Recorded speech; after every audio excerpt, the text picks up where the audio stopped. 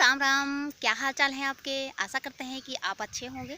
अब आप सोच रहे होंगे कि आज हम कहाँ जा रहे हैं, क्योंकि आपको रास्ता दिख रहा होगा। तो रुकिए रुकिए, हम आपको बताते हैं कि हम कहाँ जा रहे हैं। और तब तक आप हमसे बात करिए। और अभी हम आपको बताते हैं, अगर आप मेरे ब्लॉग को ओपन कर लिए हैं तो आपसे रिक्वेस्ट है कि आप मेरे ब्लॉग को पूरा देखिएगा, मेरे चैनल को सब्सक्राइब कर लीजिए, और जिससे हम गांव के इससे संबंधित जो भी ब्लॉग बनाए उसके बारे में जानकारी आपको मिल सके। और यहाँ पे तो हम आ गए हैं अपने ट्रांसफार्मर के पास। हाय बाप, कितने तार लगे हुए हैं, समझ में नहीं आ रहा है कि किस तार से होकर मेरे घर पे लाइट जाती है। जिधर देखिए सिर्फ उधर तार ही तार दिख रहे हैं। तो हम चलते हैं और अभी आपको बताते हैं कि हम जा कहाँ पे रहे हैं और किस लिए जा रहे हैं, ये भी आपको बताते हैं, और क्यों जा रहे हैं ये भी आपको बताते हैं। तो इन सब का जवाब जानने के लिए आप मेरे साथ तब तक बने रहिए जब तक हम आपको नहीं बता देते कि हम जा कहाँ रहे हैं और क्यों जा रहे हैं। आपके चारों तरफ देख लीजिए, जिधर देखिए उधर सिर्फ खेत खेत दिखाई दे रहा है। तो आशा करते हैं कि आप कुछ अंदाज़ा लगा लिए होंगे कि हम जा कहाँ पे रहे हैं। और अगर नहीं लगा पाए हैं तो आपको बताते हैं। आप रुकिए अभी। दोस्तों, रास्ते में हमें ढेर सारे पक्षी का घोंसला दिख गया, तो हम सोचे चलिए दोस्तों को दिखा देते हैं। देख लीजिए ये पंछी कितनी अच्छी तरीके से अपने घोंसले को बनाई है।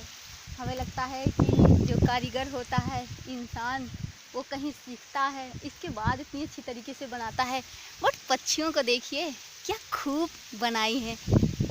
ना तो किसी टीचर की ज़रूरत पड़ी, ना तो किसी और की। और देख लीजिए कितने खूब बनाए हैं, कितने अच्छे तरीके से वो लटक रहे हैं और देखने में कितना अच्छा दिख रहा है। इस वक्त सारे पंछी हमें लगता है कि वो उड़ गए हैं चारे के चक्कर में, वरना तो इस तरीके से बैठ कर और ऐसी आवाज़ करते हैं, देखने में बहुत ही अच्छा लगता है। बाहुबलिया तो उठा दलने से लाद ली, ये बाहुबलिया अपने उठा ले स्कूल। आशा करते हैं कि आपको ये पता चल गया होगा कि हम कहाँ जा रहे थे। हम जहाँ जा रहे थे वहाँ पे पहुँचे तो नहीं, लेकिन तो चलिए अब हम बता देते हैं कि हम जा रहे थे। वो भी मेरी घास काटने आई थी और मेरी सिस्टर, तो हम सोचे तो चलिए थोड़ा सा हम भी लेकर आते हैं।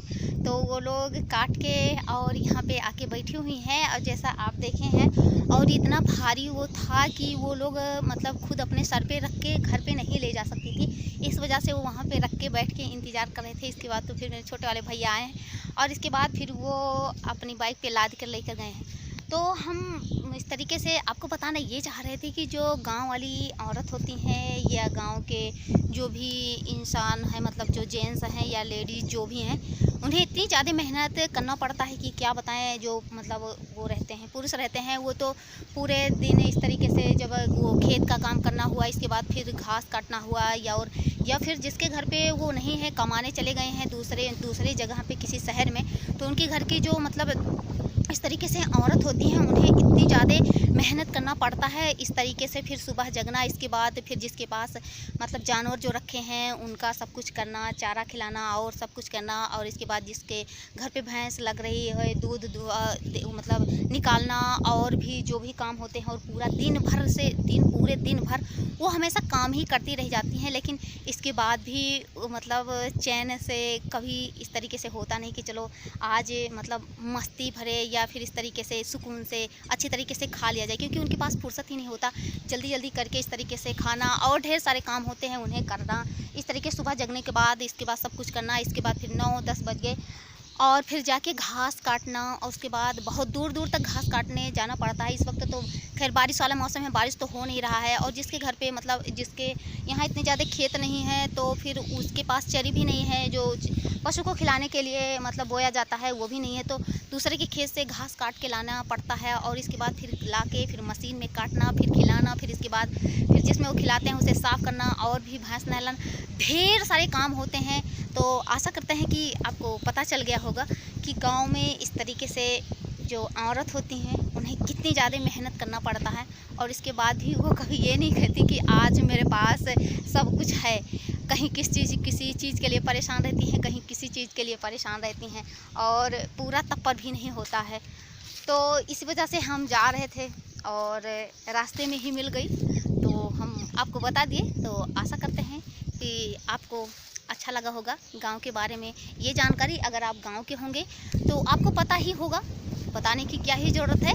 लेकिन अगर आप शहर के होंगे या कहीं और के, तो हमें लगता है कि आपको नहीं पता होगा कि कितनी ज़्यादा वो मेहनत करती हैं। और इसके बाद अभी ना होते फिर अपने सर पे लाद के लेकर जाती, इसके बाद फिर मशीन में खुद काटती और ढेर सारा मेहनत करना पड़ता है उन्हें पूरे दिन। और जब से सुबह हमें लगता है होती है लगभग 4 बजे जगते हैं गाँव में, और इसके बाद जब तक 9, साढ़े 9, 10 नहीं बज जाते हैं तब तक उन्हें फुर्सत नहीं मिलती। पूरे दिन इसी तरीके से काम करते रहते हैं। तो आशा करते हैं कि आपको पता चल गया होगा, और पता चला है तो आप हमें कमेंट के माध्यम से ज़रूर बताइएगा। आप ना तो कभी कमेंट करते हैं ना तो कुछ बताते हैं, समझ में नहीं आता कि प्रॉब्लम किस जगह पे है, क्योंकि आप कमेंट के माध्यम से बताएं तो हमें पता भी चले, लेकिन आप तो कमेंट करते ही नहीं। खैर कोई बात नहीं, तो चलिए मिलते हैं किसी और ब्लॉग में, तब तक के लिए थैंक यू।